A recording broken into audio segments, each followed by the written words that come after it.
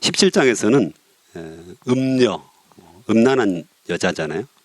그 다음에 바벨론, 또 그 음녀가 탄 짐승, 여러 가지 용어들이 나오고 있잖아요. 그래서 그것들을 심판하시겠다 말씀을 하십니다. 그래서 최후 승리 이후에 주님께서 또 사단을, 또 그 하수인들을 심판하는 그런 모습입니다. 하나님을 대적하고 하나님의 백성들을 핍박하는 사단과 그 하수인들, 세상 나라이고요, 또 세상 문화입니다. 먼저 많은 물 위에 앉은 큰 음녀가 심판을 받습니다. 음녀는 특별히 음란한 여인으로 표현이 되는데요, 땅의 임금들과 땅에 사는 자들을 죄짓게 하고 음행의 포도주에 취하게 한다고 합니다. 전반부에 보면 세상을 유혹하고 죽음으로 내몰고 또 부귀영화로 치장하면서 계속해서 사람들을 유혹하는, 죄짓게 하는 그런 음녀입니다. 또 그 음녀의 이마에 이름이 새겨져 있는데 큰 바벨론이라고 합니다. 땅의 음녀들과 가증한 것들의 어미가 큰 바벨론입니다. 그 음녀가 세상의 성도들의 피와 또한 예수 그리스도 증인들의 피에 취해 있다고 합니다. 그래서 많은 사람들을 핍박하고 죽이고, 성도들을 특별히 이제 핍박하고 죽이는 그런 역할들을 하는 게 바로 음녀인데요. 이 음녀와 바벨론이 하나님과 하나님의 백성들을 대적하는 세상 나라, 불신 집단. 그 당시에 이제 로마 제국이었겠죠. 로마 제국이 이제 세상 나라의 대표였으니까요.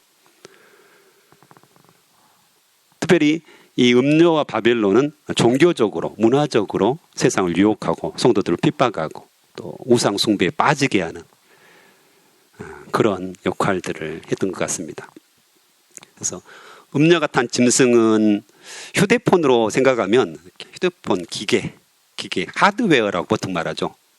그러니까 휴대폰 기계라고 생각하시면 됩니다. 짐승 자체가 이제 세상 나라, 정치적인 나라죠. 그러니까 그 당시 로마 제국, 정치적으로 이렇게 눈에 보이는 그런 나라, 하드웨어적으로 이렇게 세상 나라로서 하나님의 백성과 하나님을 대적하는 세력이거든요. 근데 이제 음녀와 이 바벨론은 소프트웨어적으로 카카오톡이라고 생각하시면 됩니다. 카카오톡에서 이제 우리가 소프트웨어를 사용하는 거잖아요. 그런 것처럼 문화적으로 또 여러 가지 그런 소프트웨어적으로 하나님을 대적하고 하나님 백성들을 핍박하는 그런 모습으로 우리가 생각을 하시면 됩니다. 그래서 특별히 이제 음녀와 바벨론은 영적으로 죄에 빠지게 하고 사치와 향락에 빠지도록 유혹하는 세력들입니다. 하나님보다 세상을 더 사랑하게 만든다는 것입니다. 결론적으로는. 그래서 세상에 좋은 것들을 너무 많이 보여줍니다.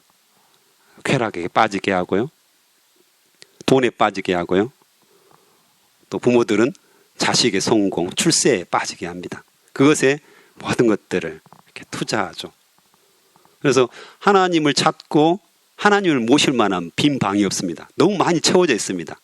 삶에 많이 채워져 있고요, 마음속에 너무 많은 것들이 채워져 있어요. 세상에 좋은 것들이 너무 많잖아요.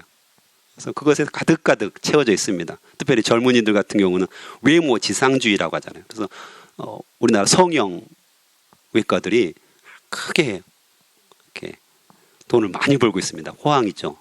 왜냐하면 외모. 그리고 요즘 머슬 대회라고 하세요. 이렇게 근육을 키우고 이런 것들이 다 외모 지상주의에서 오는. 그래서 그것이 성공이 될 수 있고 그들의 추구하는 소망이 될 수 있다는 거죠. 그것이 우리 마음속에 가득가득 채우다 보니까 하나님이 계실 빈 방이 없는 것입니다. 그래서 예수님께서 태어나실 때 요셉과 마리아가 베들레헴으로 가잖아요. 근데 빈 방이 없습니다. 예수님이 거하실 곳이 없는 것입니다. 태어나실 곳이 없는 것이죠.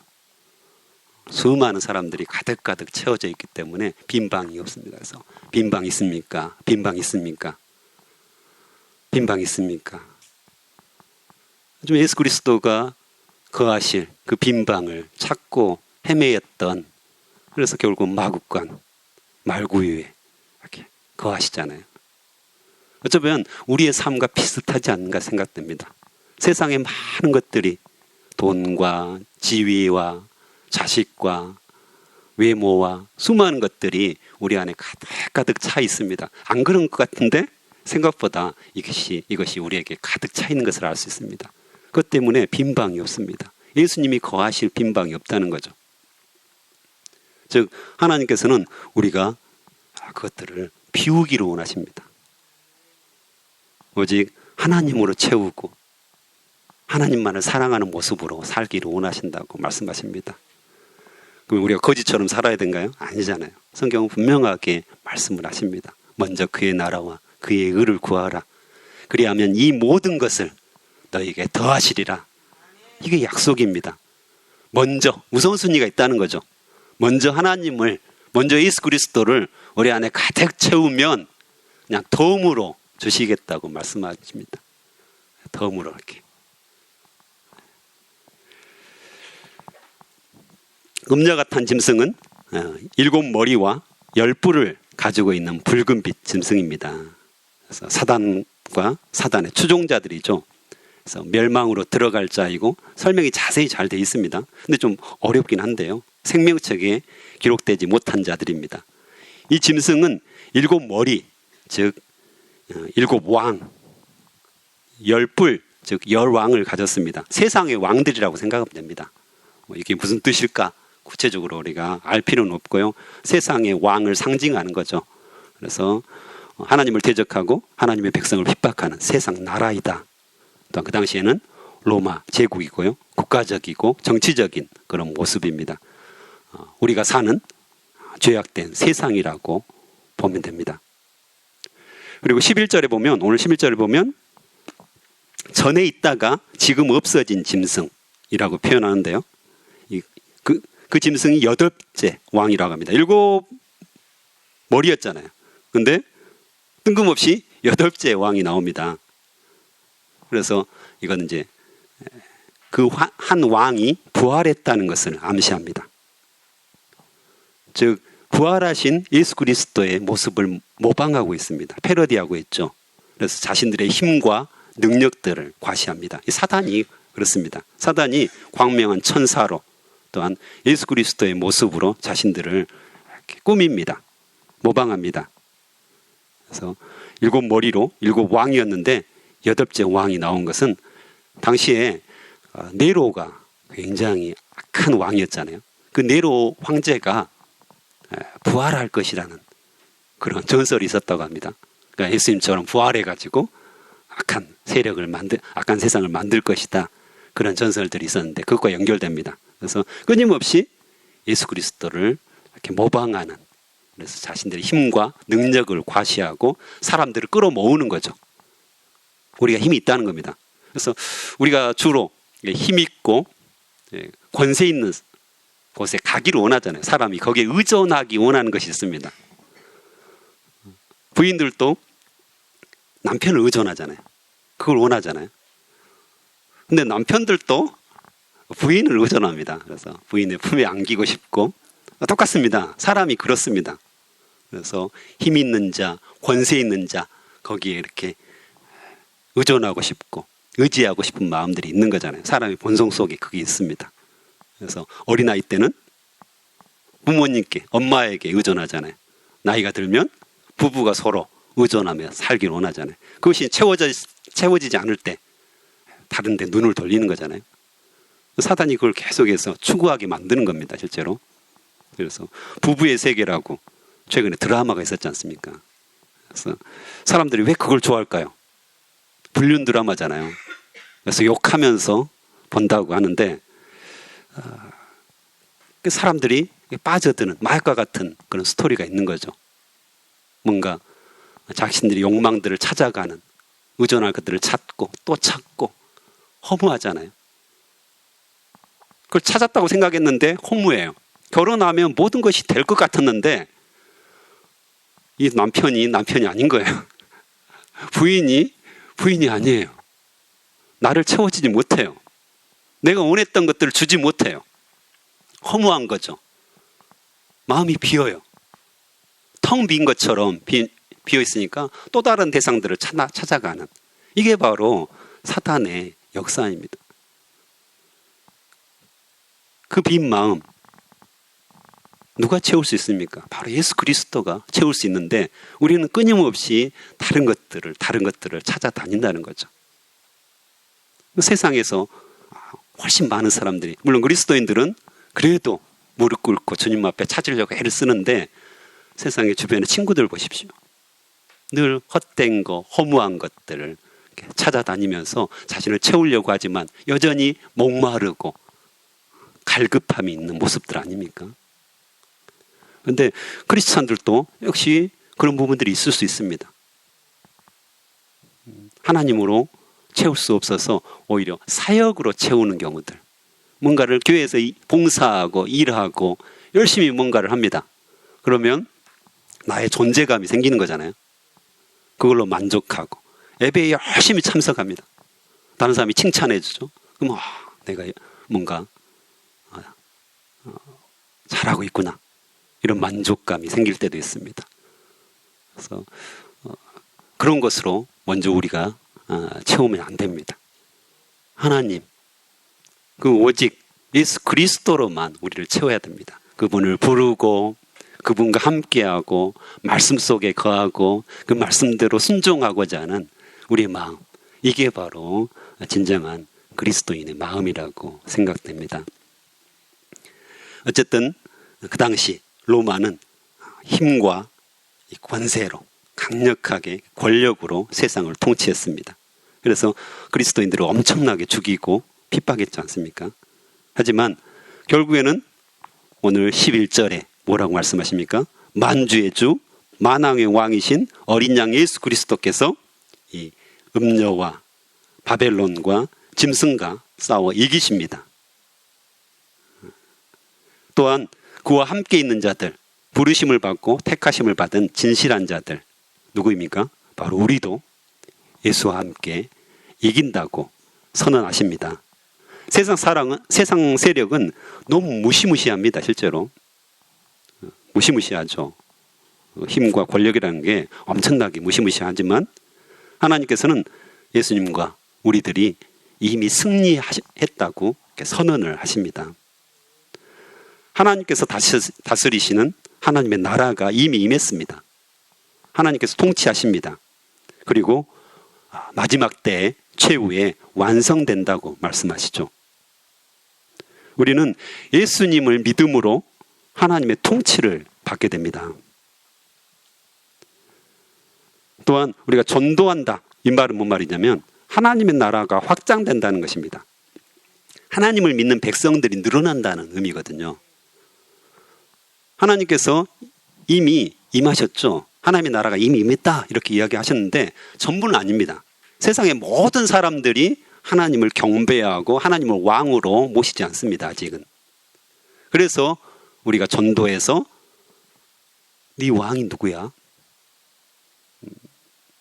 세상의 물질이야? 아니면 사람이야? 아니면 권력이야? 이렇게 물어봐야 됩니다. 그들의 왕이 바로 예수 그리스도, 하나님이심을 알려주는 게 바로 전도입니다. 그걸 선포해 주는 것입니다. 네 앞에 있는 수많은 것들이 너를 유혹하고 그것이 마치 너에게 행복을 주고 평안을 주고 기쁨을 주고 힘을 줄 것 같지만 그건 허무한 거야. 그건 결코 너에게 만족을 줄 수 없어. 너를 채울 수 없어. 오직 예수님만이 그걸 채울 수 있거든. 그래서 돌아오라, 이렇게 말하는 것이 바로 전도입니다. 또한 음녀가 앉아있는 15절에 보면 음녀가 앉아있는 물, 이것을 백성과 무리와 열국과 방언들을 상징한다고 말씀하십니다. 특별히 이제 물, 강, 바다, 굉장히 중요하죠. 문명이 만들어지는 곳입니다. 그래서 보통 문명, 메소포타미아라든가 황하 문명, 이집트 문명, 학교 다닐 때 배우셨잖아요. 4대 문명. 그 문명들이 다 강가에서 형성이 됩니다. 그래서 물 위에 앉아 있다 이 말은 음녀가 세상의 문화를 대표하고 세상의 그런 나라를 대표한다는 것을 잘 알 수가 있습니다. 그래서 세상을 유혹하고 지배하는 그런 일들이 이상하지 않는 것이죠. 그런데요, 이상한 일이 일어납니다. 16절에 보면 이 열불과 짐승은 음녀를 미워하고 망하게 하고 벌거벗게 하고 그의 살을 먹고 불로 아주 사른다고 말을 하는데요. 사단이 지금 사단의 추종자들을 죽인다는 것입니다. 자신을 추종하고 괴롭히고 죽이는 사단 마귀의 본질적인 악한 모습이 명확하게 드러납니다. 사단의 나라는 스스로 무너지는 거죠. 자기들끼리 무너집니다. 그래서 평안을 추구하고 행복을 추구하고 안정을 추구하려 이렇게 사단을 쫓았지만 그 추종자들은 그것들을 얻지 못할 뿐만 아니라 자기네 생명도 보지 못하는 사망으로 인도함을 받게 된다는 것입니다. 하나님의 나라는 그렇지 않죠. 예수 그리스도께서 우리를 쉴 만한 물가, 푸른 초장으로 인도하신다고 약속하셨고 그 약속들을 이루실 줄 확신합니다. 그래서 마지막 부분에 보면 17절에 보면 짐승이 세상을 다스리고 있는 현 상황을 하나님께서 그대로 내버려 두십니다. 하나님의 말씀이 이루기까지 그대로 두신다고 말씀하시는데요. 물론 하나님의 주권하에 최후의 심판과 최후의 승리의 날까지 두시는 것입니다. 마지막은 하나님께서 승리하신다고 이미 약속하셨잖아요. 왜냐하면 우리 그리스도인들이 죽어가는 영혼들, 한 영혼들을 더 살리기를 원하십니다. 하나님의 나라가 이미 임했지만 모든 사람이 하나님을 믿고 구원받은 것은 아니기 때문에 그 하나님 나라가 확장되고 최후에는 완전하게 완성되기를 모든 사람들이 하나님을 경배하고 찬양하고 하나님을 알고 또 하나님을 구원자로 모시는 그 날들을 기대한다는 것입니다. 이처럼 음녀, 바벨론 또한 음녀가 탄 짐승은 끊임없이 우리를 핍박하고 끊임없이 우리에게 고난을 줍니다. 그래서 세상 나라이고요. 세상의 문화이고요. 그걸 통해서 또한 우리를 유혹하는 자들입니다. 그래서 하나님으로부터 멀어지도록 계속해서 만든다는 것이죠. 그래서 우리가 주님 앞에서 무릎 꿇고 말씀 듣고 기도하고 이게 바로 영적 전쟁입니다. 끊임없이 일어나는 영적 전쟁이죠. 실제로 포탄이 막 날아다니고 총알이 날아다니는 그런 모습은 아닙니다. 하지만 그보다 훨씬 더 치열하게 우리 삶 속에서 전개되고 있는 전쟁들이 있다는 것이죠. 기도하는 사람들은 그것을 보게 됩니다. 그래서 기도하게 되는 거죠. 그래서 하나님께 무릎 꿇게 되는 것입니다. 이것이 얼마나 치열한지 조금만 방심하면 사단이 훅 들어오잖아요. 이게 엄청난 전쟁이잖아요. 그래서 오늘도 동일하게 우리는 전쟁을 해야 됩니다. 사단은 우리 주변에 맴돌면서 끊임없이 우리에게 속삭이고 유혹하고 우리를 공격하는 그런 세력들이고요. 또한 우리 가족들을 내버려 두지 않습니다. 조금만 방심하면 훅 들어옵니다. 1초, 2초, 수십간에 들어오는 거잖아요. 한순간에 들어오는 거잖아요. 그래서 우리가 전신갑주를 취하고 온전하게 주님 앞에 서 있는 것이 얼마나 중요한지 다시 한번 깨달았으면 좋겠습니다.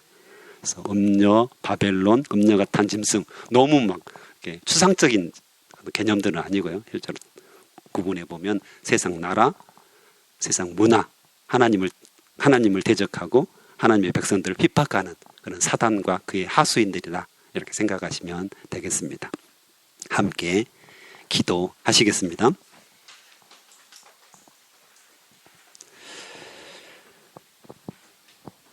하나님 아버지 감사합니다.